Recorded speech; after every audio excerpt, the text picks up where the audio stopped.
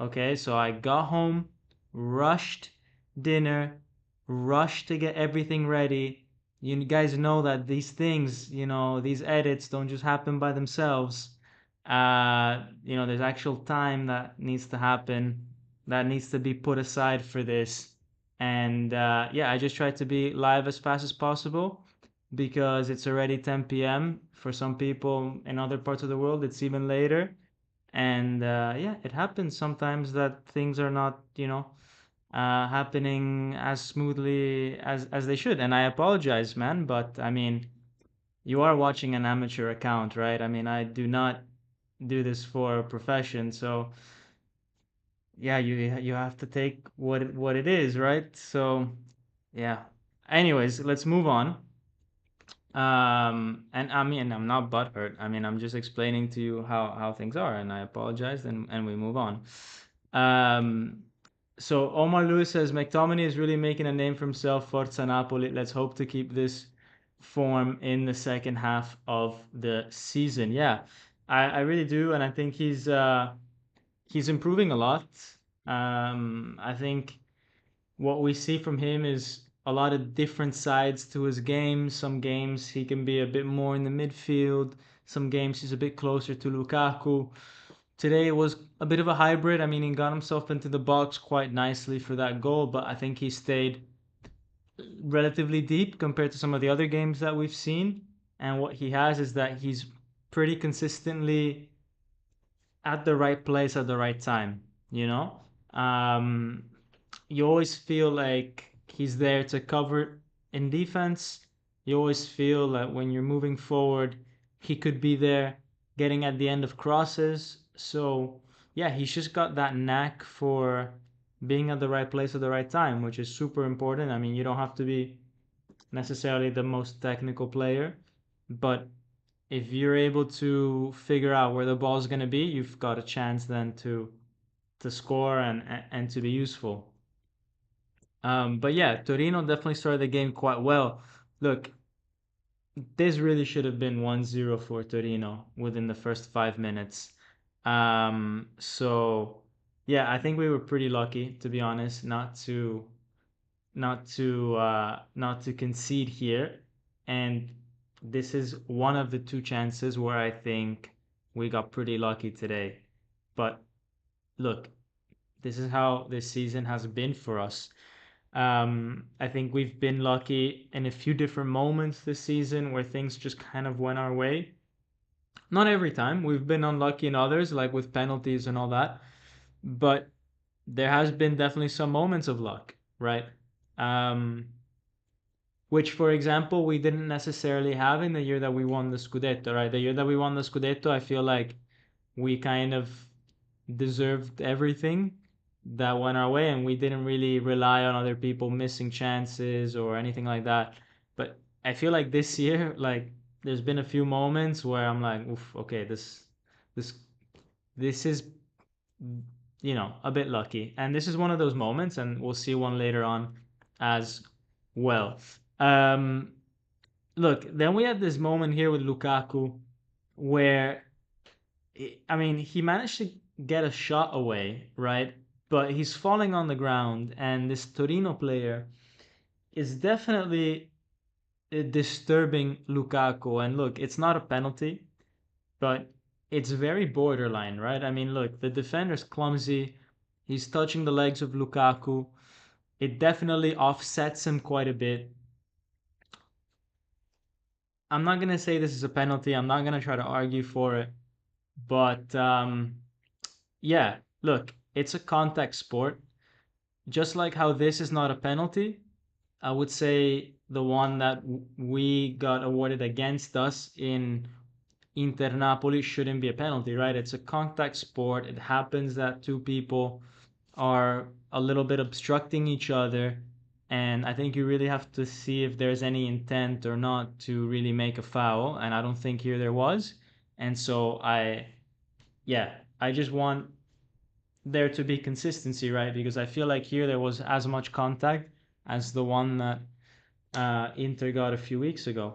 But look, we move on because I don't want to necessarily speak about refereeing mistakes, this or that. But yeah. Um, yeah, we went over this. And then look, I just want to show you guys a little bit like how Napoli was positioned. So we went kind of man for man on the Torino players, but I think what you'll find interesting is that it wasn't, the typical striker goes and presses the center backs and the midfielders stay with the midfielders.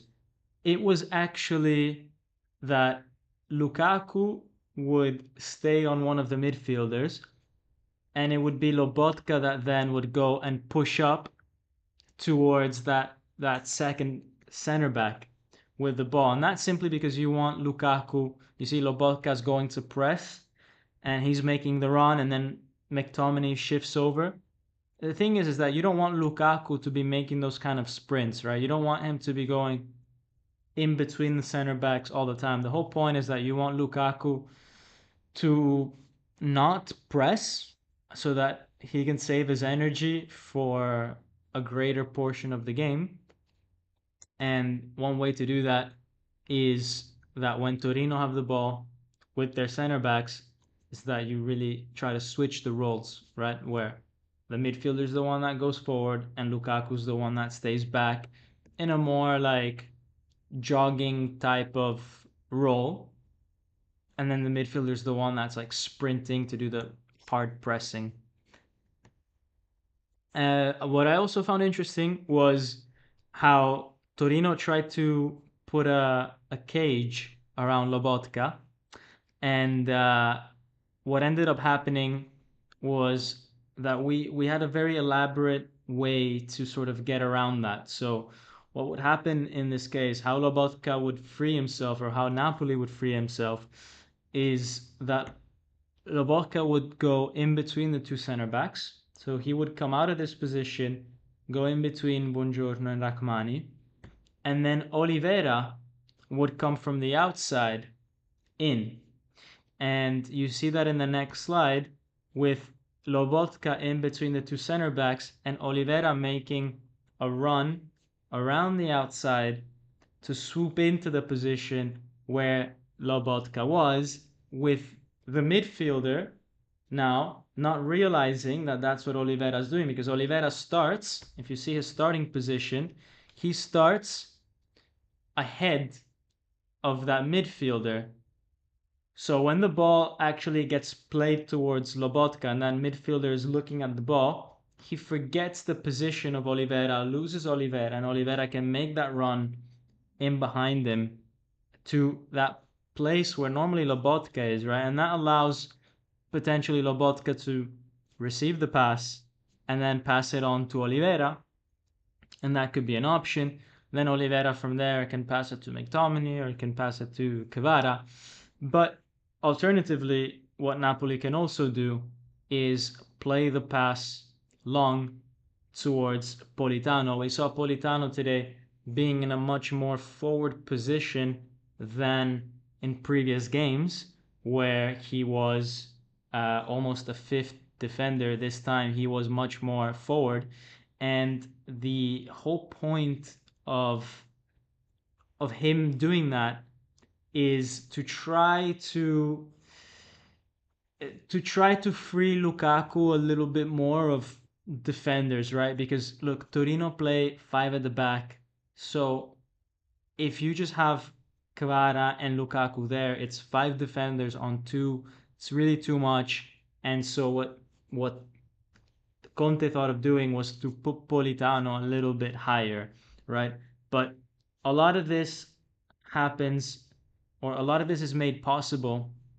The space that Politano runs into is made possible with Anguissa being super deep, right? Super deep in terms of like the width of the field. So instead of being towards the center of the field, we saw Anguissa drift a lot to the sidelines to stretch Torino, and also to bring one of the left back, or the left back, out of position, and it allows Politano the space then to run into. Because if Anguissa goes towards the midfield or the center of the field, then that left back covers the space where Politano wants to run into. But if Anguissa moves towards the side, that left back is tempted, is drawn in, and it allows Politano to run in behind. And so we had those options, right, with Politano making those runs or potentially passing the ball to the center towards Oliveira. So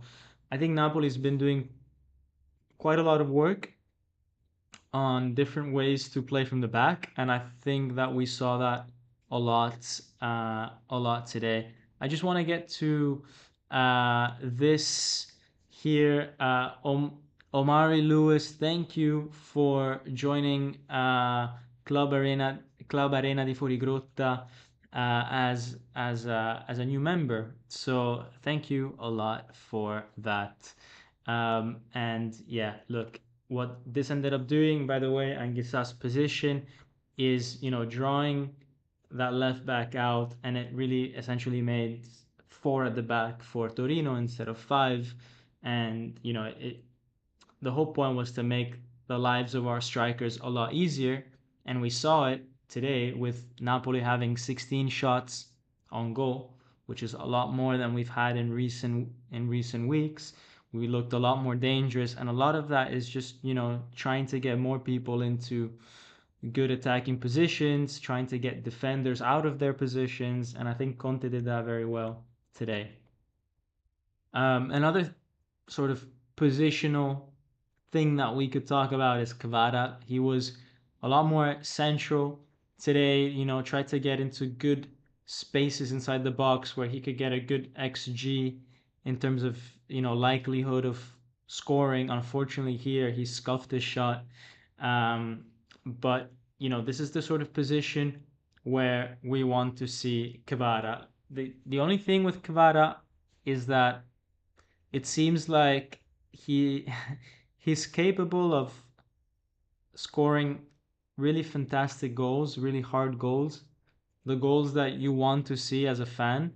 Um, but he, I don't think he has still that kind of uh, deadliness that I think you need to reach that final level. I think Kvara's one step away from the final level. Like I'm talking people like Vinicius Jr., Bellingham, those kind of players.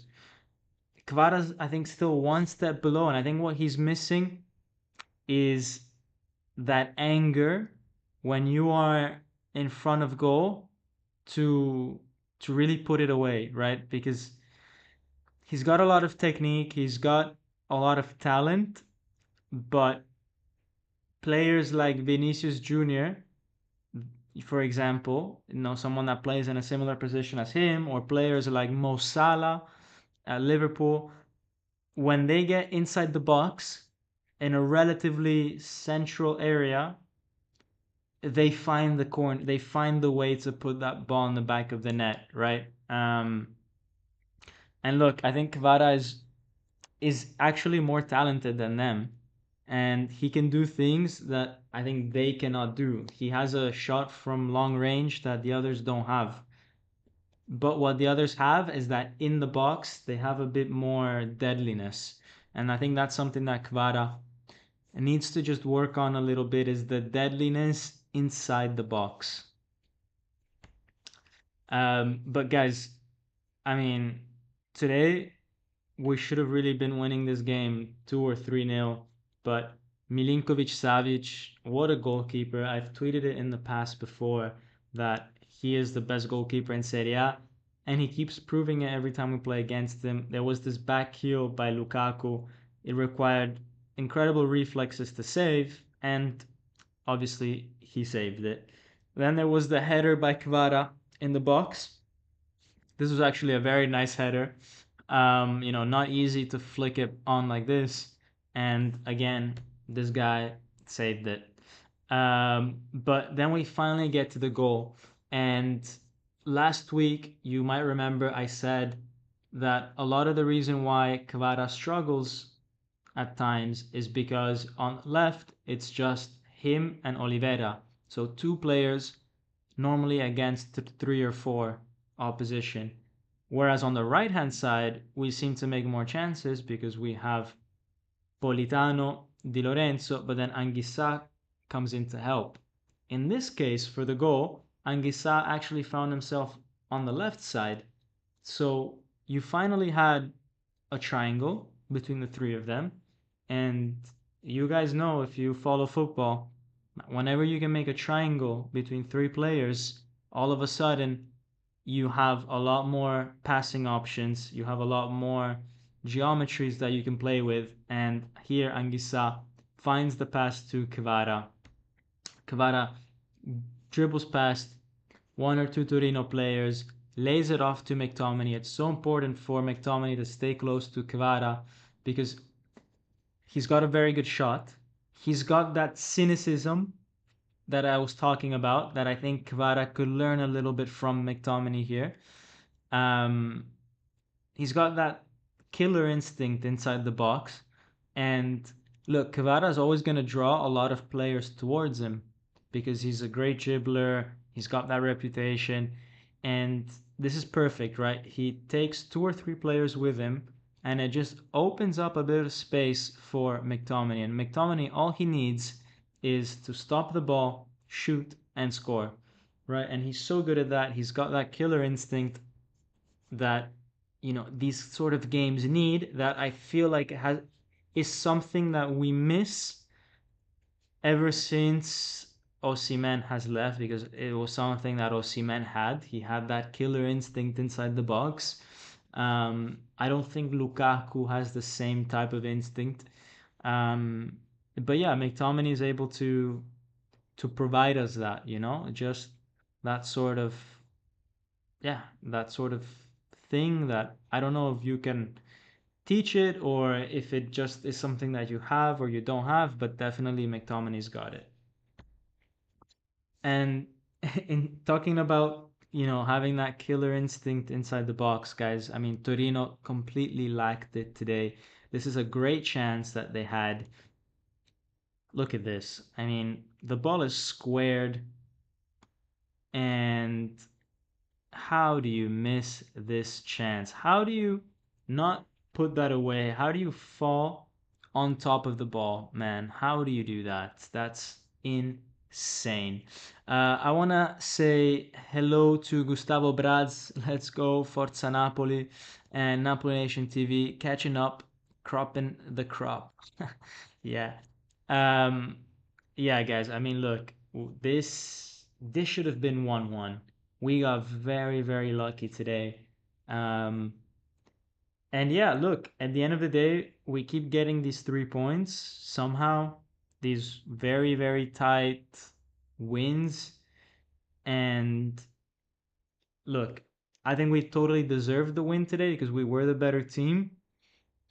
But how many times can this happen, right? Where we get lucky like this?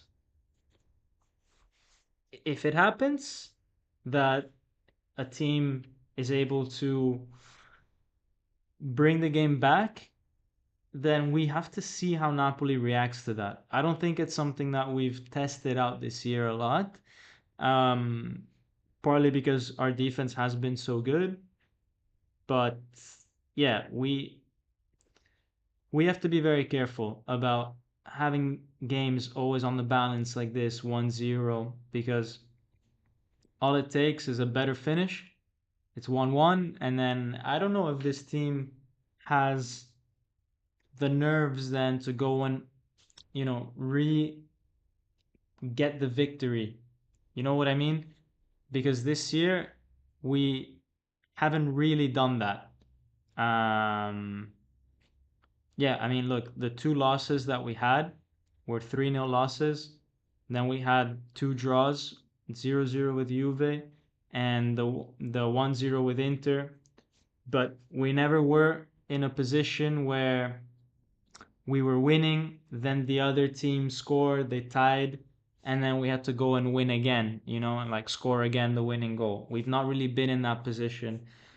So yeah, we have to be very careful. We have to be very careful. with this, and try to get that second goal a bit more often. You see, I think a lot of the times other teams tend to have a lot of good chances after we score, which we need to avoid.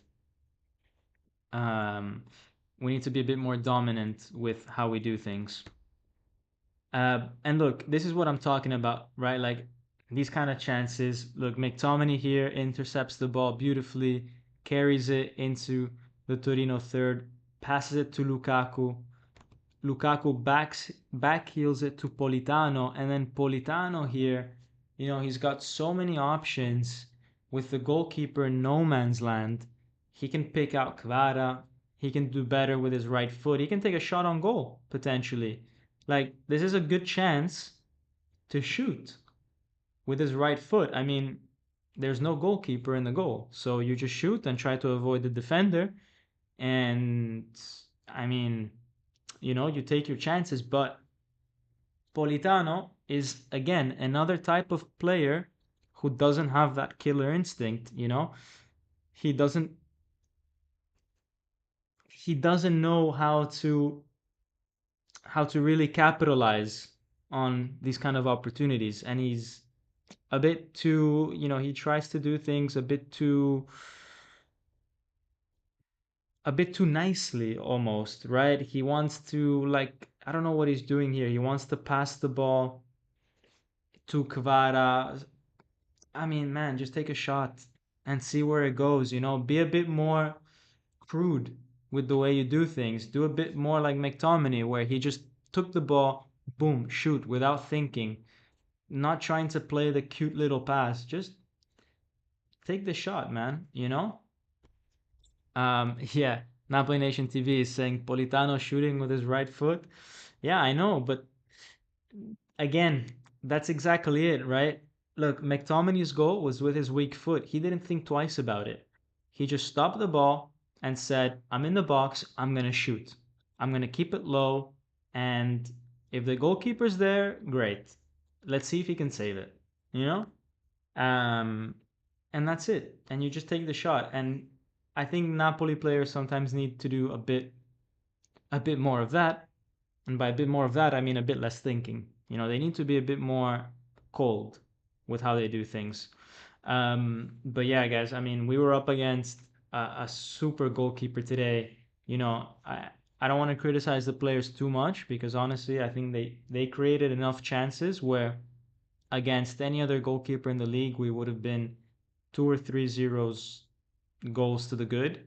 But this guy was incredible, and we could have almost had a a second if it wasn't for a very very tight offside by Neres. But it brings the point of like why Neres is not playing more. Guys, I want to get to the player ratings now, very quickly. So look, I think this was very much a Scott McTominay masterclass. He definitely deserves an 8 out of 10 here.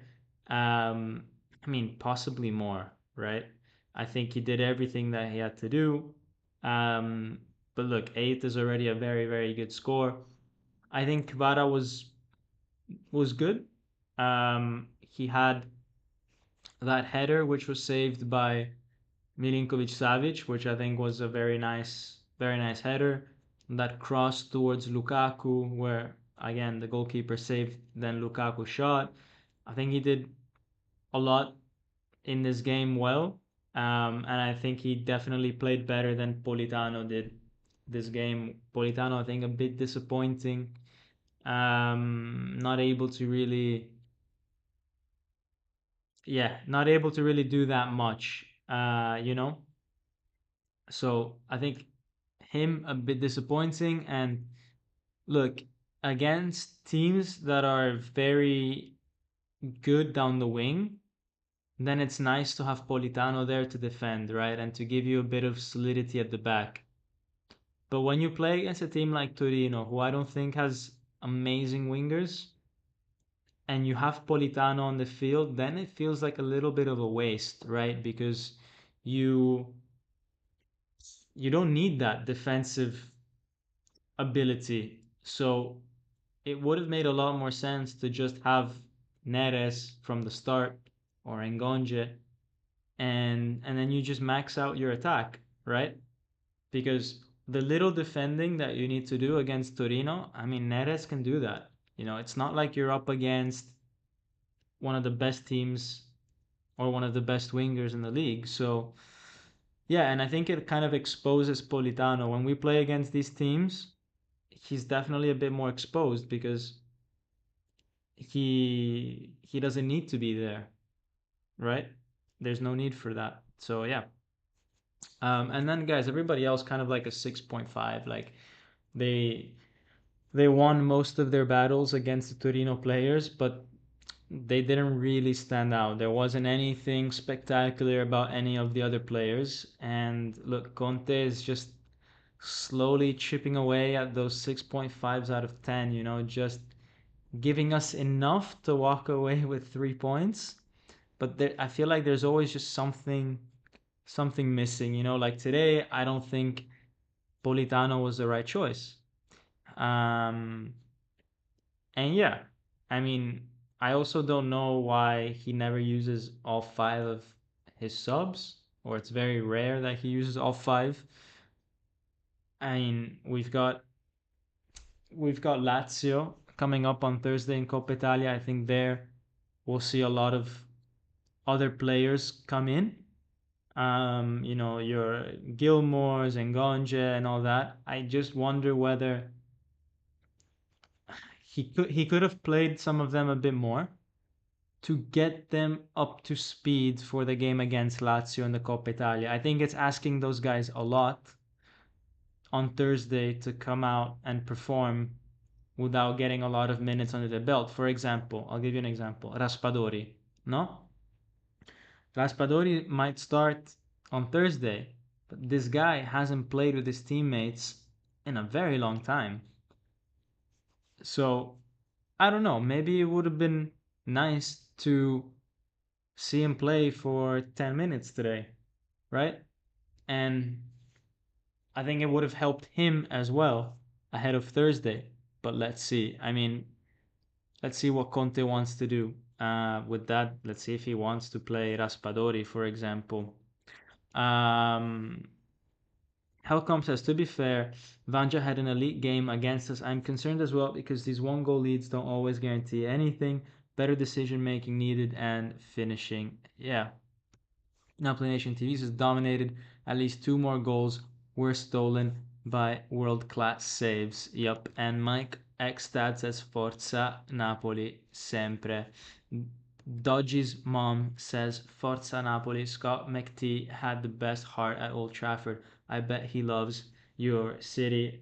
Yeah, I think Scott, he's that type of player that when he feels the confidence of the coach, of the players around him, of the fans, he thrives on that. No, um, and why I say this, because for example, at Man United, he always performed at the biggest stage, right? In the biggest games. When he scored that goal against Chelsea in the last minutes, he's always performing in the big games, which means he's a player that really feels what's going on around him, the atmosphere. Whenever there's excitement, he performs. No? And so if people are excited about him, if the coach is excited about him, then he will perform, right? He will treat everything as if it was, something to get pumped about. Um, so yeah, I love those type of players. I think they fit very well with the type of club that we are because I mean, all it takes is literally like two good games, and we start loving you. So yeah, these type of players, I think they go very well with Napoli. So yeah, I'm sure he's loving it. I'm sure. So yeah, guys, that was that. In terms of Conte, what he had to say about the game. Look, he keeps stressing two things. I'm not going to read the entire press conference because I heard it before. And he really just said two main things. Well, three. Number one, he says he's very happy with the players because when he tells them in training that he'd like to try something or he'd like to see a certain thing in the next game, the players always try to do it, you know? And sometimes, and you say, but that's obvious, right? If your coach or your boss tells you to do something, it's obvious that you're going to do it. Well, no. I mean, there are many times when you hear a coach say, I don't know why we played like this, or it seems like what we do on the training ground is not reaching the players, or they're not able to produce it on the field, or whatever the case may be. Sometimes the players, go against the coach, or they don't feel comfortable with what the coach asked them to do, so they just stick to their ways. And it seems like Conte's, trying to put them out of their comfort zone, and they're trusting him in the process. So he's happy about that. And he said, look, the only way we can improve this team is if we improve every single one of these players. If you improve the players, you'll improve the team. And he's saying, that he's seeing that the players are improving. Then he said, number two, that the the fact that we're still first after so many games, it's not important in the sense that, oh, now we are title contenders or we're title favorites or anything like that. What he's saying is that it's important as a learning opportunity, to sustain pressure, to get used to seeing yourself in that part of the table, you know? And then one day, if we are in a position where we're a few games away from the end of the season and we're still in those kind of positions, the players will know that they have the that they've been in this position before, that they know how to deal with this, right? I mean, look, a lot of these players won the league already with us, so I mean, they don't need reminders necessarily. But there's other players that maybe have not been in this position, or maybe there's other players that, yeah, maybe do need a bit of a reminder. And yeah, we're showing that we can definitely sustain that pressure, which is important.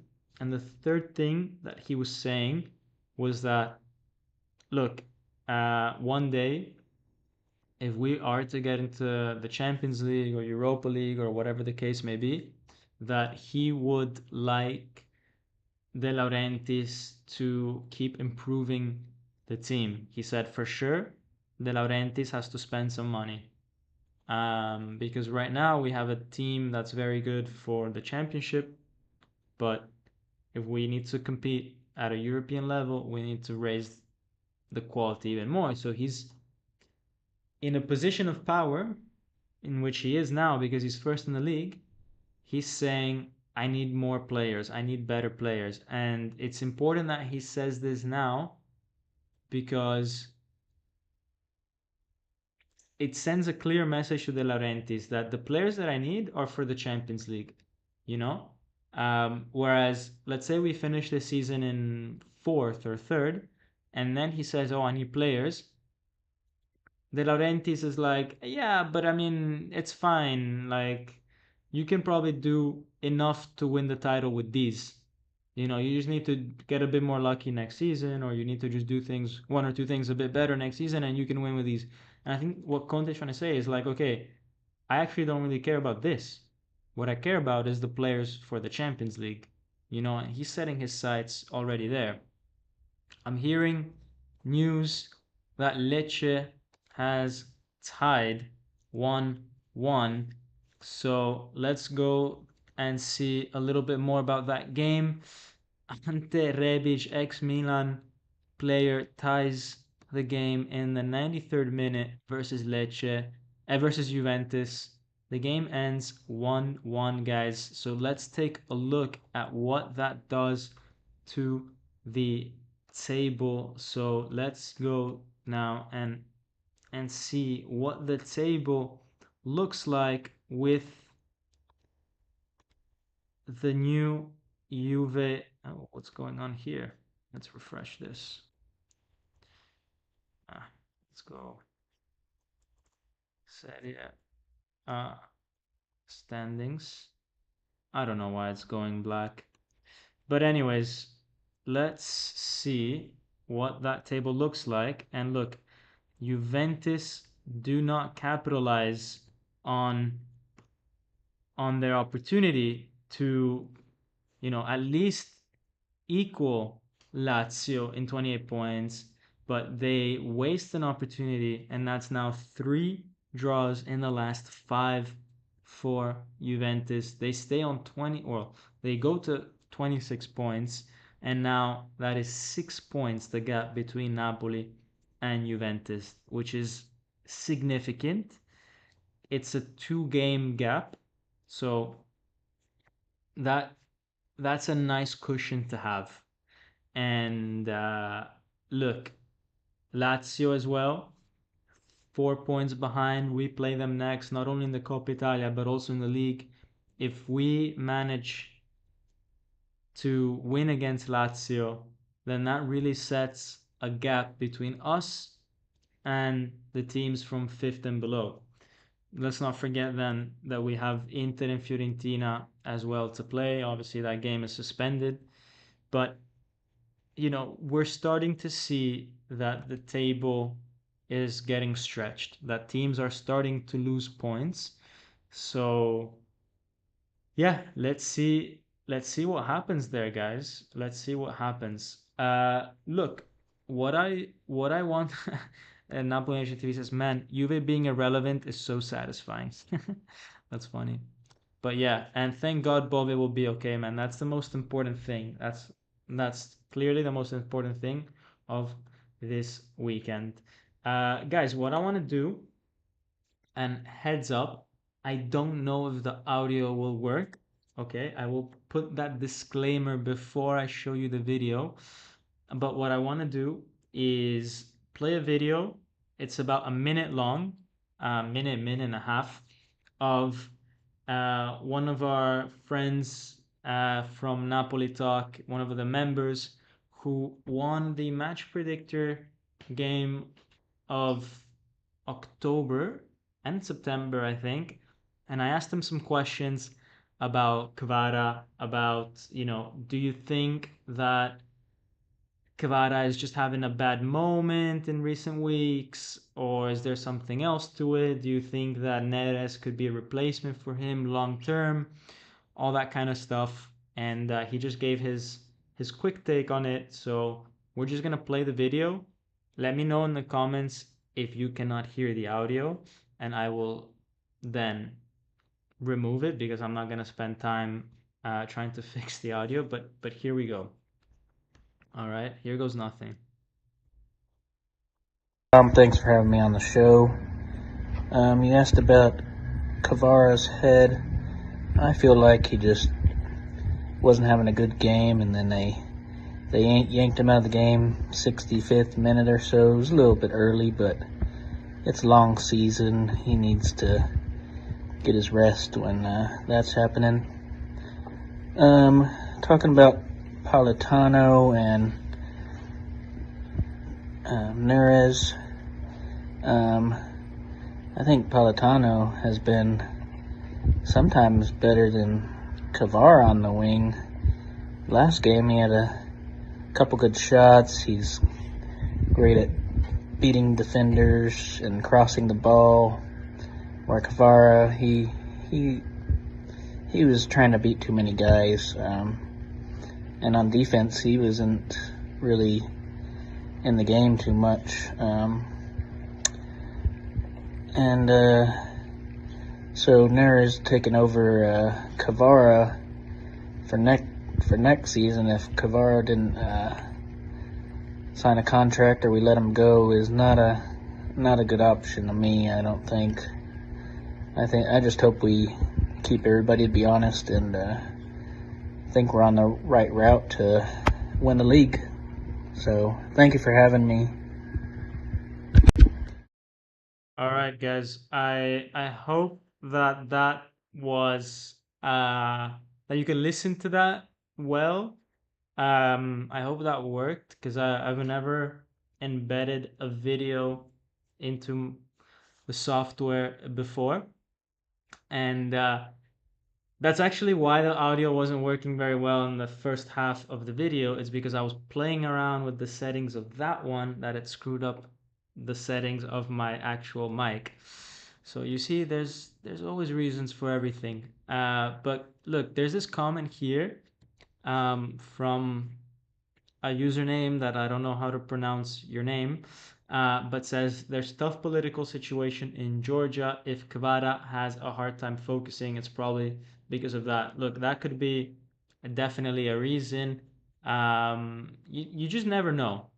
You just never know what's happening in people's minds. There's also the fact that he became a dad few months ago, I mean, maybe the guy's not getting enough sleep. I mean, I don't know, right? Like you just don't know what's going on in people's head. But look, as our friend Brian was saying, um, I agree that it's probably just a moment, in his career. It's just that he needs to get through it. I think Conte also needs to put him in the right conditioned to play well. So that means having supportive midfielders around him. Because if Kvara receives the ball and there's five people that are, pressing him, obviously it's going to be hard. But if you do like today, like you put Anguissa and Scott McTominay a bit closer to him, then defenders need to start thinking, okay, press do I press Kvara or do I need to watch out a little bit for these guys as well? And that opens up a bit more space than for Kvara. So there's a little bit of that, but then I think as our friend was saying, um, in terms of like potential replacements for Kvara should he leave, I think it's very risky to go for Neres because it's clear that Conte doesn't see Neres super super super highly. Um, so that means that that means that we have to go out and buy someone who Conte might be more aligned to, or aligns more like the player is aligned more to Conte.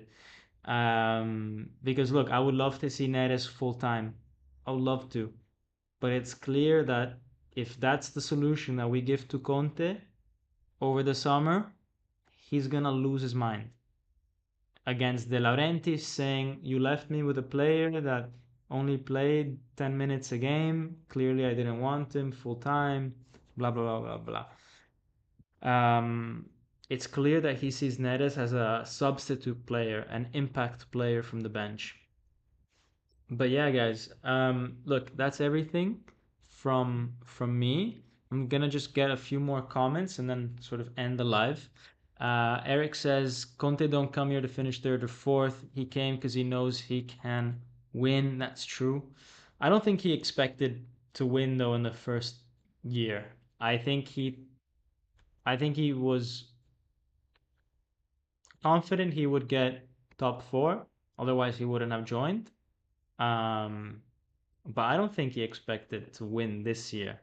But yeah, what a day. McTominay man of the match, and his jersey is coming in the mail. Awesome stuff, man. I heard Napoli might be trying to get Chiesa. I didn't hear that. Um, it's an interesting rumor. I think Chiesa is very much a De Laurentiis fixation. De Laurentiis has always kind of liked Chiesa. I don't know what Conte's opinion on Chiesa might be, but it's true that at the moment Chiesa would be at a bit of a discount because he went to Liverpool for 13 million euros.